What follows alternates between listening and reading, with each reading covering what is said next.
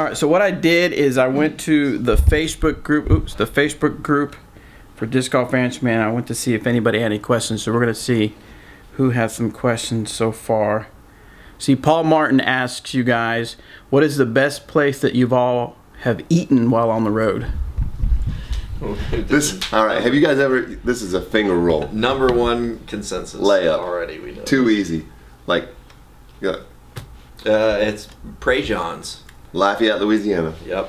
Hands down, 100%. Yeah. The locals will call it a tourist place, but there's no doubt that it's legit. Yeah, don't let the locals talk you down, because you'll go in there and you will leave happy for sure. Blow your mind. Breakfast, lunch, and dinner. Absolutely. And they also have free RV hookups for customers. That's the number one. Like, it makes it 100%. We're talking power, water, and the best food in America. Yep. Now, all right, I'm going to be real talk. The beer selection's a little weak. Yeah, it's up and down. Some days when you stop by, they'll have good beers. Some days when you stop by, it's just the standard drafts you see everywhere else, but definitely worth it. The food is shrimp sassafras. Shrimp sassafras. Yep. Legit. There you go, Paul. Absolutely. Lafayette, Louisiana. Prejean's. Yep. Go there. Everyone. The next one is from Dominic, and he says, would you call it the perfect job? Yes. Why? No. Why not?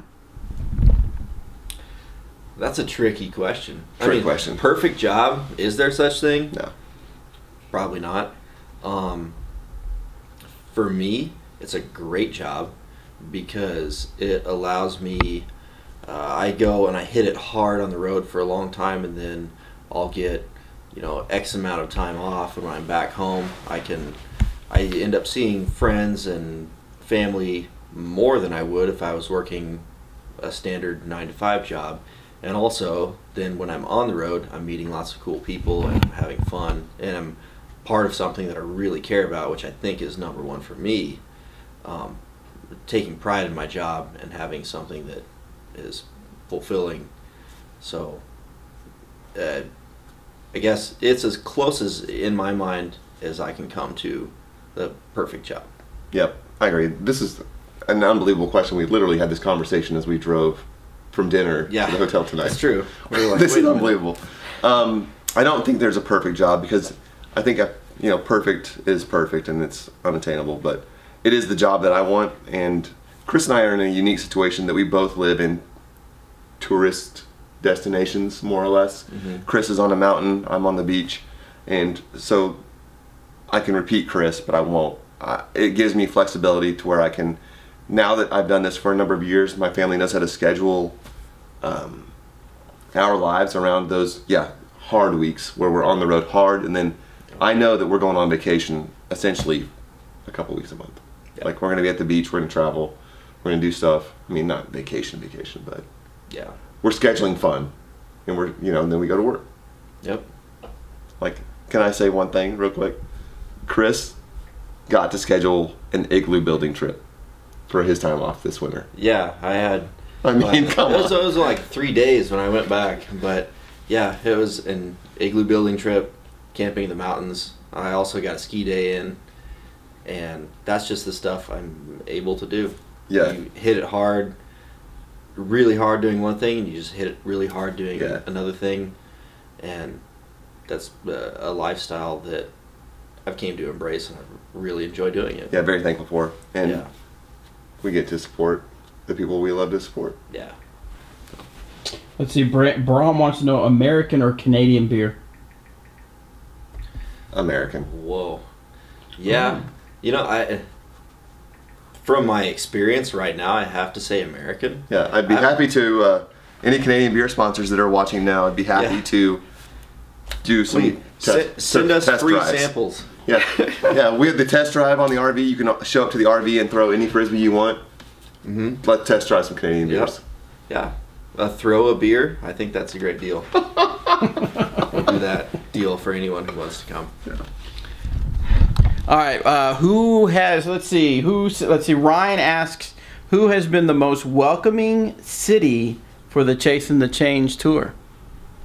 Oh my goodness. Okay, so for you. this is a hard question. There's a number of places that are very welcoming, and strangely, the first thing that came to mind for me was Philadelphia. I went to Philly last summer, first time ever I'd been north of North Carolina. Like, I work hard in the South, and last year I got to go to Philly. And Sedgley Woods is one of the oldest courses in the nation. I think it's the third oldest. And it was a work day. I got there in time to do some work. I got to throw the weed whacker on and hang out with the crew. And immediately awesome. It was like they had breakfast going. They had barbecue grills ready for lunch for work day. And we just ran a 2-disc in the middle of work day. And 70 people came out for work day, and so we had like 70 people playing disc golf, and they had beer sponsors and food sponsors, and it was just like an amazing club. And there are a bunch of amazing clubs, and some of you might say that we're the best club, and there are great clubs everywhere. But that day I felt so welcome. Anne was just so great, and she was like the club mom, and she brought everybody together, and it was just, man, it was good. And I would never have been there. I have to say this too. I would never have been there for Mike Soul. Mr. Disc Golf, Mike is the best, and he's the one that hooked me up with that whole trip. And without Mike in Pennsylvania, I would have never got to hang out with those folks in Philly. Yeah. So, if Mike's involved, it's going to be good. Yeah. Absolutely. For me, it's most welcoming was the question. Yeah, most welcoming, the best.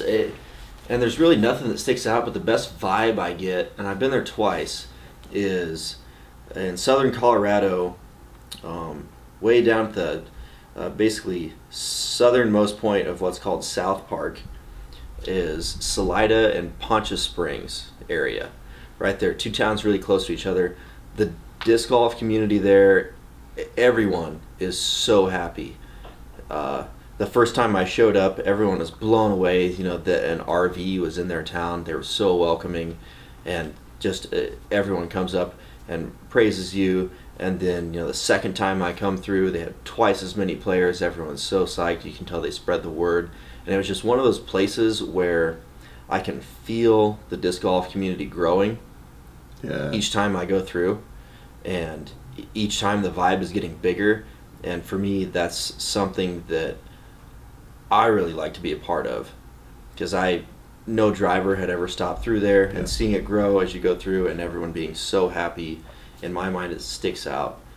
Salida, Poncha Springs in southern Colorado, for sure. Good one. All right, so this is kind of a combination between a question from Jonah and a Jeremy Rusko. Who's that? Disregard that question. Shouldn't I? Sorry. I thought he was banned from. Sorry, I'm not here. I didn't ask. What's the question? So he's sitting right here. He's typing in the questions rather than asking.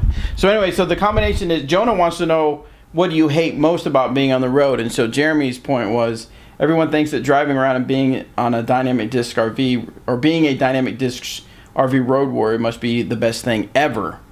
Tell us the truth about the harsh realities of being on the road and promoting disc golf and promoting dynamic discs. Are we allowed to tell the truth? Yeah, what? That's harsh. Oh, man. Oh, man. All right, I'm going to tell the truth, and Bobby can edit out whatever I say. Yeah, get ready for beeps. I'm my brother's brother, so I'll tell the truth every now and again. It's really hard. Like, we just talked about, we go hard and then we take time off, but we don't take time off. It's when we go home, we work 5 to 6 to 8 to 12 to 14 hours a day, because we're always connected. Just like Bobby is always connected and Jeremy's always connected. We can't not work. I mean, I took my first vacation where I didn't have internet in 6 years this year, and where I didn't answer one question, and I do it because I love our company and I love you guys as disc golfers. So I am connected because I choose to be connected, but at times my wife doesn't appreciate that, and that's hard. So that's probably the worst thing, is that you are always connected to your job. So consider going home at night and not going home. That's the worst part for me. Yeah. Is not shutting off. Definitely. Always connected.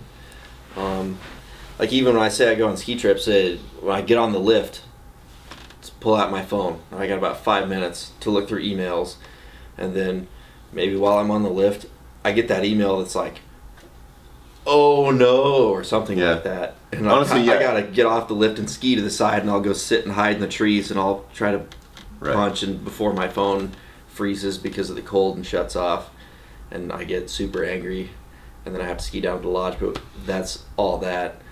And sounds like this has happened before. Yeah. I was gonna say multiple times. When you're on and the other guy's off, Always like Chris and I share the RV, so one's on, one's off. Like one's on the road, one's off the road.